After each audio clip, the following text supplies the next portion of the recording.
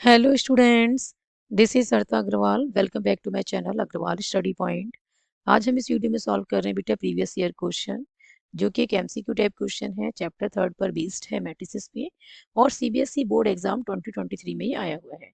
Question में बेटा हमें क्या गिवन है, number of symmetric matrices of order 3 by 3 with each entry 1 और -1 इज।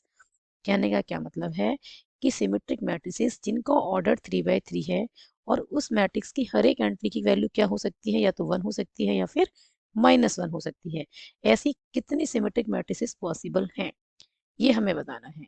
तो सबसे पहले आपको क्लियर होना चाहिए कि सिमेट्रिक मैट्रिसेस होता क्या है। देखो बेटा, सपोज मेरे पास एक मैट्रिक्स ए है, ठीक है। तो इसका सिमेट्रिक मैट्रिक्स होने के लिए सबसे पहले स्क्वायर मैट्रिक्स होना जरूरी है। ठीक है, स्क्वायर मैट्रिक्स का क्या मतलब है कि इसके number of rose and columns क्या होने चाहिए, सेम। सपोज ये मैट्रिक्स 3 by 3 ऑर्डर की है, तो ये मैट्रिक्स क्या होगी, जिसमें 3 रोज एंड 3 कॉलम्स होंगे। ठीक है, तो इसके डायगोनल एलिमेंट्स तो कुछ भी हो सकते हैं। क्लियर। सपोज मैंने लिख दिया 1 2 3। डायगोनल एलिमेंट्स कुछ भी हो सकते हैं। और जो इसके नॉन डायगोनल एलिमेंट्स हैं वो कैसे होंगे, जो ए आई जे इक्वल्स टू क्या होगा, ए जे आई। दैट मीन्स जो फर्स्ट रो सेकंड कॉलम में है, मतलब A12 पोजीशन पे जो एलिमेंट है, सपोज 4 है, तो A21 पोजीशन पे भी वही एलिमेंट होगा। ठीक है, यदि A12 मतलब कि first row and second column, तो A21 तो सेकंड रो फर्स्ट कॉलम, तो जो 1 2 पोजीशन पे एलिमेंट है, ठीक है, first row and second column में जो एलिमेंट है, वही एलिमेंट कहाँ पे होगा, सेकंड रो और फर्स्ट कॉलम में। ऐसे ही A13 पे मान लो 5 है सपोज, तो A31 पे भी क्या होगा, 5। क्लियर। A23 पे -1 है, तो A32 पे क्या होगा, -1। क्लियर है। ए आई जी पोजिशन पे जो एलिमेंट है वही ए जी आई पे होगा। ऐसा क्यों होगा, क्योंकि सिमेट्रिक मैट्रिक्स की डेफिनेशन क्या कहती है कि एक मैट्रिक्स का हम ट्रांसपोज लें। ठीक है, ए कोई भी स्केलर मैट्रिक्स है और हम उसका ट्रांसपोज लेते हैं और वही मैट्रिक्स हमें मिलती है, तो हम उसे क्या कहते हैं, सिमेट्रिक मैट्रिक्स। सपोज ये ए मैट्रिक्स है और मैं इसका ट्रांसपोज लूँ, ठीक है, एक ट्रांसपोज निकालें हम इसका, तो ट्रांसपोज क्या कहता है कि फर्स्ट रो को उठा के क्या बनाना है, फर्स्ट कॉलम। सेकंड रो को उठा के क्या बनाना है, सेकंड कॉलम। और थर्ड रो को उठा के क्या बनाना है बेटा, थर्ड कॉलम। तो आप देख रहे हैं डायगोनल एलिमेंट्स की पोजीशन चेंज नहीं हुई है, वो अपनी पोजीशन पे है, कोई इफेक्ट नहीं आया है। ठीक है, तो यहाँ पे भी A12 पे क्या है, 4 है, और A21 पे 4 है, यहाँ भी वही है। क्लियर। A13 पे 5 है, A31 पे यहाँ भी 5 है, यहाँ भी सेम है, मतलब बिल्कुल सेम मैट्रिक्स आ रही है। तो ये क्या आ रही है, बिल्कुल सेम मैट्रिक्स, कोई भी इफेक्ट नहीं है। तो सिमेट्रिक मैट्रिक्स क्या कहती है कि हम उसका ट्रांसपोज करें किसी भी स्केलर मैट्रिक्स का और हमें वही मैट्रिक्स मिल जाए, दैट मीन्स उस मैट्रिक्स को क्या कहेंगे कि वो सिमेट्रिक मैट्रिक्स है। पहचान कैसे करोगी कि वो सिमेट्रिक मैट्रिक्स है, सबसे पहले वो स्केलर मैट्रिक्स होनी चाहिए, डायगोनल एलिमेंट्स कुछ भी हो सकते हैं, और जो ए आई जी पोजिशन है और जो ए जी आई है, ठीक है, जो ए आई जी एलिमेंट है और जो ए जी आई एलिमेंट है वो दोनों क्या होने चाहिए, सेम।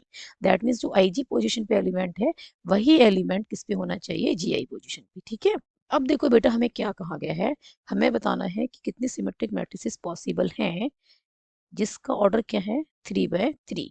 दैट मीन्स हमें क्या फिल करना है, 9 पोजिशंस को फिल करना है। ठीक है, और हर एक पोजीशंस पे क्या एंट्री पॉसिबल है, 1 और -1।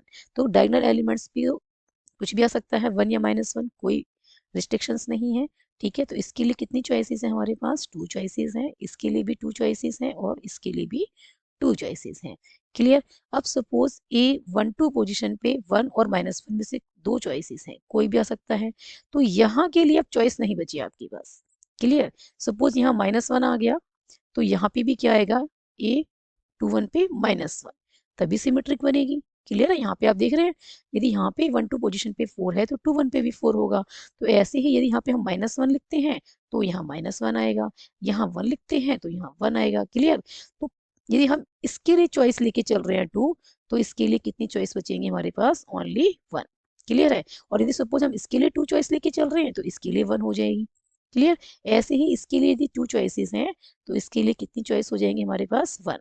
ऐसे ही इसके लिए यदि 2 चॉइसेस हैं तो इसके लिए क्या हो जाएगी, 1 चॉइस हो जाएगी। ठीक है, यदि यहाँ पे 2 चॉइस करते हैं तो यहाँ 1 चॉइस हो जाएगी। क्लियर है।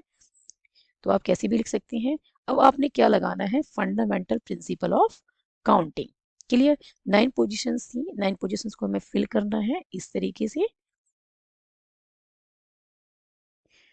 9 पोजिशंस। ठीक है।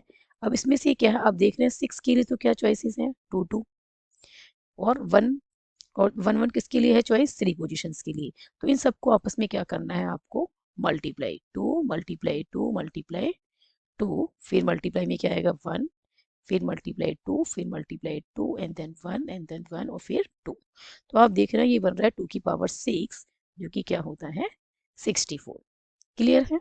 तो ऑप्शन बी जो है 64, this is the correct answer. जो नंबर ऑफ सिमेट्रिक मैट्रिसेस हैं ऑफ ऑर्डर 3/3 की, जिसमें हर एक एंट्री क्या पॉसिबल है, 1 और -1। जैसे कितने मैट्रिसेस हैं, 64 है, and this is the correct answer.